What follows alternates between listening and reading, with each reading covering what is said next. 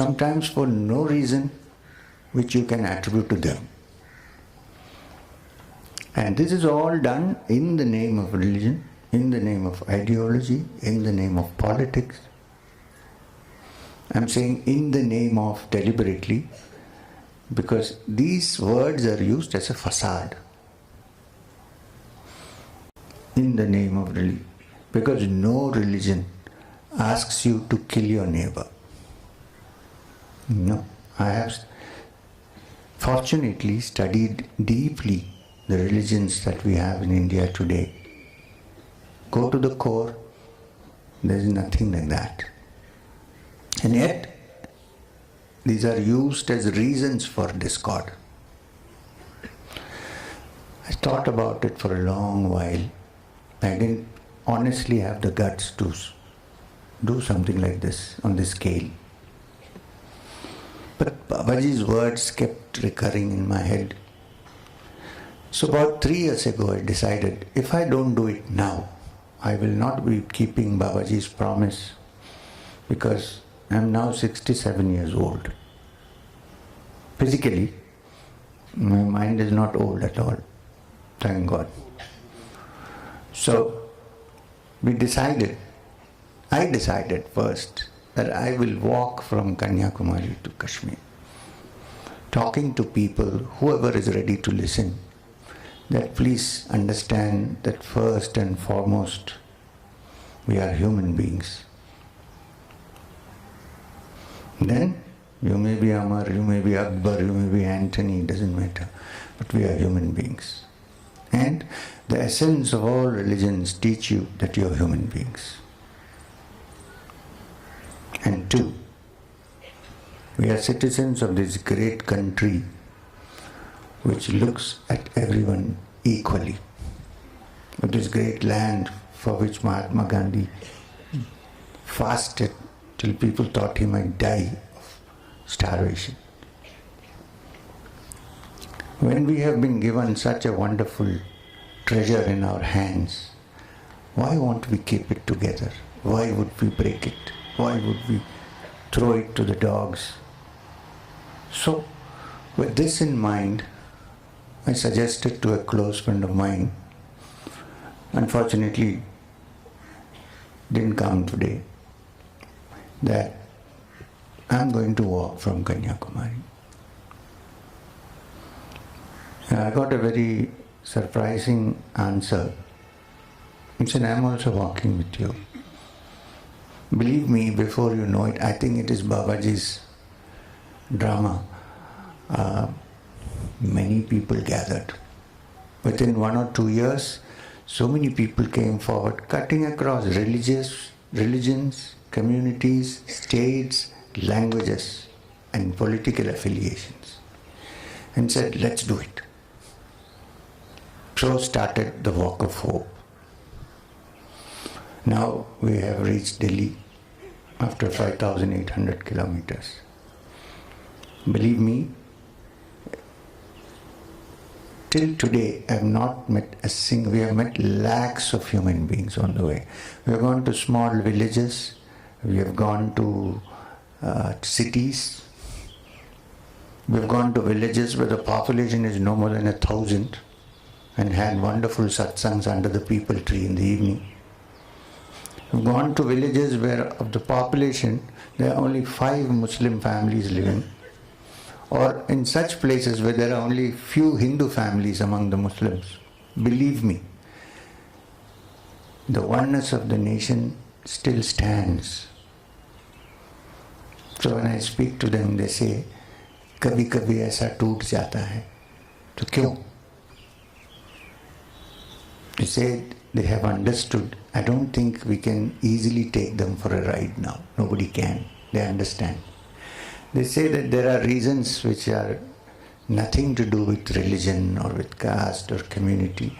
Somebody told me, one of the pradhans of a village told me, आप अच्छे से देखिए तो इसके पीछे कुछ स्वार्थ नजर आएगा आपको. There is some selfish reason for this happening. Somebody benefits by it. So we have spent time talking to people. When I meet a big group of majority Hindu population, I talk to them about the Gita. And I remind them that please remember that even though the Gita is written in Sanskrit, because that was the language of the times, it's a universal text. It doesn't treat anybody as different. It talks of human beings. Now, in the Gita, there are many mentions, but I want to specially mention a few things. The 12th chapter is called Bhakti Yoga. People think bhakti is meant for non-educated people who have no understanding of Vedanta and that's not true. Bhakti is the essence of one's spiritual practice. Without that, however much you do pranayam, whatever you have read and understood with thousands of books are of no use, because feeling is the most important part of the human system. Love, compassion, and bhakti is the highest expression of this. And in that chapter called Bhakti Yoga, when Arjuna asks Krishna, who do you think is the greatest of human beings? Who do you consider to be a great yogi or a great bhakta? Krishna points out a few things. I won't go into that now. We still have to walk further up.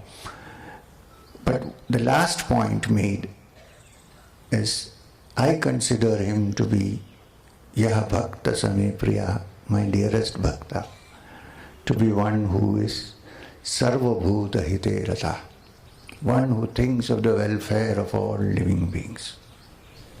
Very good definition, if only we could follow. There is no point in paying lip service to the Gita. If we would only put this into practice, then we would be part of the walk of hope. Can we, with love and affection, embrace everybody? Can we look after the welfare of all living beings, considering them as your own? Oh, when two Muslims meet each other, what do they say? Salam alaikum. What does it mean? Oh, it's in Arabic, so that's fine. It's another language. What do it means? May the peace of the Lord be on you. The reply, may it be on you too. See the contradiction of it, the irony of it. There is a line that divides two nations. One side says salam in Arabic, which means peace. The neighbor says shalom in Hebrew, which means peace. And what do they do to each other? Of course, we can't go there now, but we can put our house in order here, perhaps at an example. So these are some of the reasons why we started this walk. And like Jesus Christ said in the Bible, blessed are the peacemakers, for they shall be called the children of God. He didn't say blessed are the Christians or the Jews or the blessed are the peacemakers, for they shall be called the children of God. So peace is of the essence. After every talk, after every satsang, after every puja, what do we say? Om Shanti, Shanti, Shanti. When you go to a temple and get prasad, what does it mean? Yeah, it's nice and tasty. But prasad in the Sanskrit dictionary means peace, prasadam. We all seek peace. And how are we going to live in peace if we divide ourselves depending on language, religion, caste, community, and that too in this nation, which 3,000 years ago the Rig Veda said, Ekam Sat Vipra Bahudha Vedanti. There is one truth. The wise may call it by different names. I do not consider myself to belong to any particular religion. But if you say religion is to do with the good of humanity, and to find the truth for yourself individually and not impose your views on somebody else.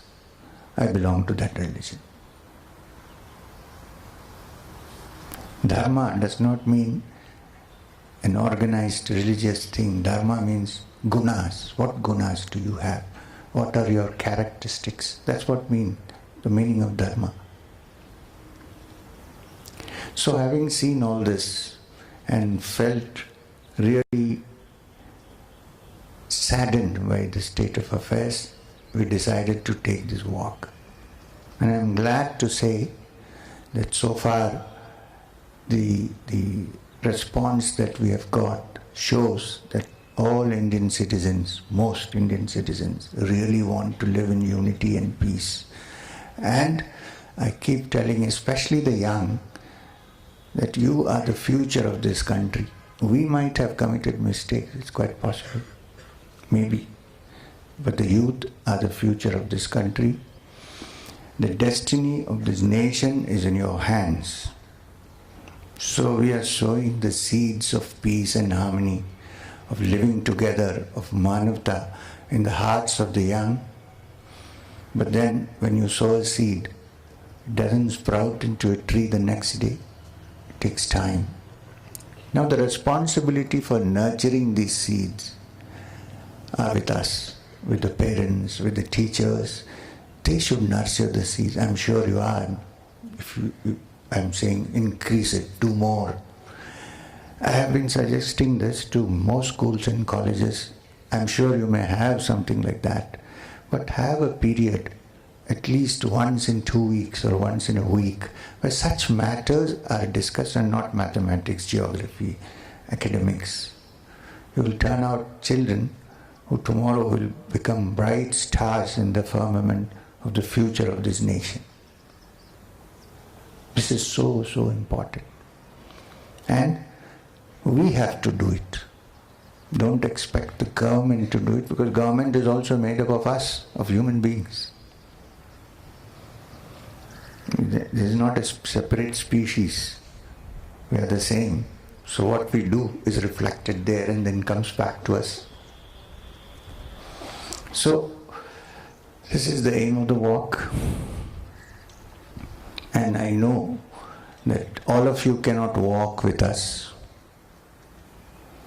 You have many other things to do, which is also important for the nation and for the world.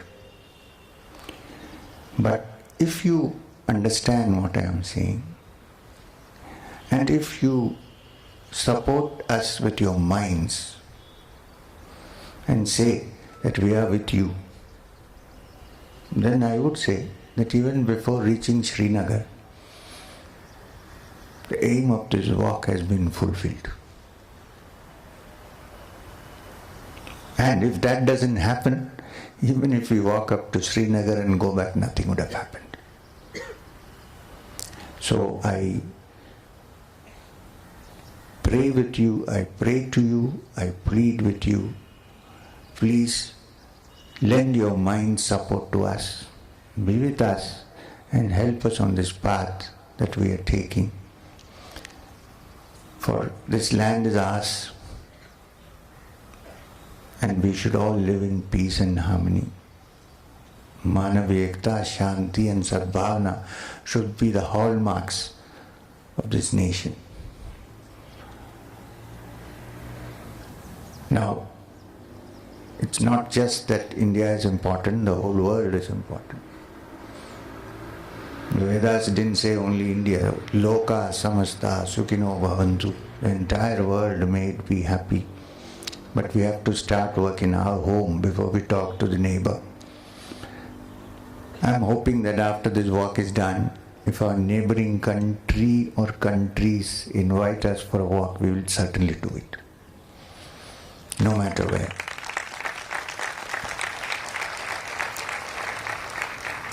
With this, I would end the talk. Thank you very much. My greetings and blessings to all of you. Namaskar. Thank you, Sri M. Sir. Your words and your message of oneness and humanity have certainly created a mood of introspection within each of us. And I think that is a good beginning. But Bal Bharati has a request. Members of the fraternity have sent in questions. Could I put one or two to you, sir? We have a question that has been put by Ms. Sandhya Kakkar of Bal Bharati Dwarka. What should be the nature and composition of religious education in school? Will giving religious education contradict the secular nature of schools? I want to define secularism. Secularism for me is not to be without religion. That's not being secular. If you are secular, that means you treat religions also equally. Yes. Not as if you keep them away. And let me tell you, in this country especially, and most countries, especially in India, you cannot expect to bring about change by throwing religion out of the window. It's so deep-seated in our heads, in our minds, even from the village level onwards. There may be few who may not believe in religion, but mostly. So, to bring about education in religion means not so much a religion as a sect, but religiosity. And believe me, all the textbooks of religions have as their core true religiosity. Everybody talks of goodness, everybody talks of peace. So bring the common factors from these and give them to the children. Don't say that this religion is better or that religion. Leave it to them to decide. Let them decide. But tell them that if religion or the practice of any religion brings about pain and discord, leave it.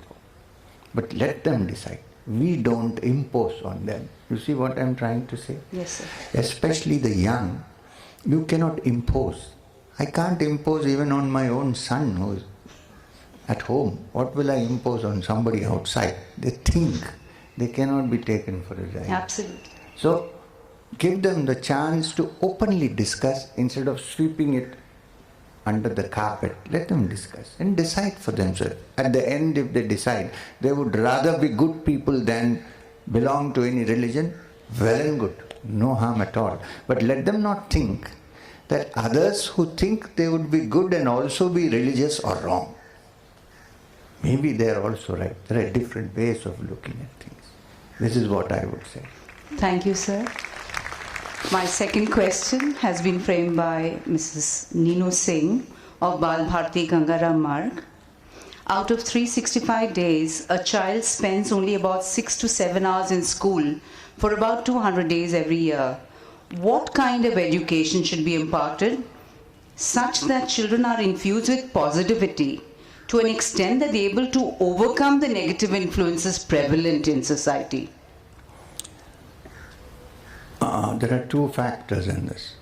Apart from the school and the teachers, please, these are all my opinions, may be wrong. The parents have a great responsibility. So after they go, from here they go home. So the parents should also lead a life by which the child loves to live. You know, you can't do one thing and ask the children to do something else. You have to live by example. Show your life by example to be what you preach. Because the child is the first one who discovers hypocrisy. Because he lives with us or she lives with us all the time and they're intelligent. Believe me, as the human being evolves, children who are very young are so intelligent. We were never that intelligent at that age. This is a process of evolution, genetic evolution. You're becoming more intelligent. That doesn't mean that intelligent, I'm not talking about information, the capacity to learn.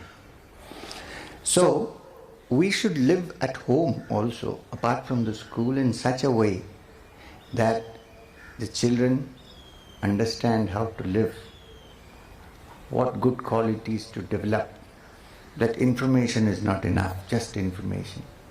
And in school, please do have healthy discussions and debates.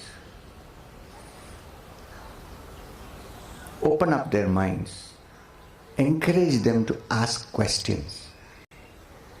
You know, we have this, sometimes I have seen in some places that the teacher asks a question and the student who answers first is considered to be very smart. May not be. Somebody who is sitting at the end, who has not answered the question, perhaps is mulling over the question and may come up with something better later. In no hurry to show that I know. So therefore, all these things have to be understood by the teachers, the psychology of learning, how to understand, treat them at par with yourself. When I talk to people, I don't talk as if I am sitting somewhere high up. Physically, yes, I am sitting here, but I come down and think that I am here. I am like you, and then talk. So otherwise, how do we convey? This is very important in schools. Debates, discussions, and encouraging questioning is very important. Because no new thing has been discovered on this earth unless somebody asked a question. Right. I'm sorry, that's why I said I'll deal with at least a few. You would think that I'm not encouraging questions. No. Questioning is very important. But a student does not have the complete knowledge to find answers to the question. So our job of the teacher is to allow the child to find the answer with guidance and not give a ready-made answer and feed the child with it. They may get good marks, but their minds will not develop. That's my understanding. That's right, sir. I think you make a wonderful teacher. Well, students love me when I go to classrooms. That much I can tell you. Maybe because I joke with them. May I put one more question, sir? Yeah, ma'am. Mr. A.V.L. Raghavendra or Bal Bharati Gangaram. This is related to the autobiography, Apprentice to Himalayan Master. In an interview, you expressed your disbelief in Svarglok and Naraklok. Yet your autobiography has an encounter with Nagraj and out-of-the-body experiences. Is this contradictory, and how can you reconcile the two? Now you have got me. You know, when I said that there is no Swarga or Naraga, please look at the context of it. I was trying to tell somebody that if you make the world happy, then you are in heaven. And if you live unhappily and make this life hell, then this is Naraga. That's what I meant. It was not a discussion of whether there is only this earth plane or the other planes of existence, which is a very metaphysical question, which should be dealt more individually than with. Okay. And the other thing is, let me tell you, you don't have to believe everything in the autobiography.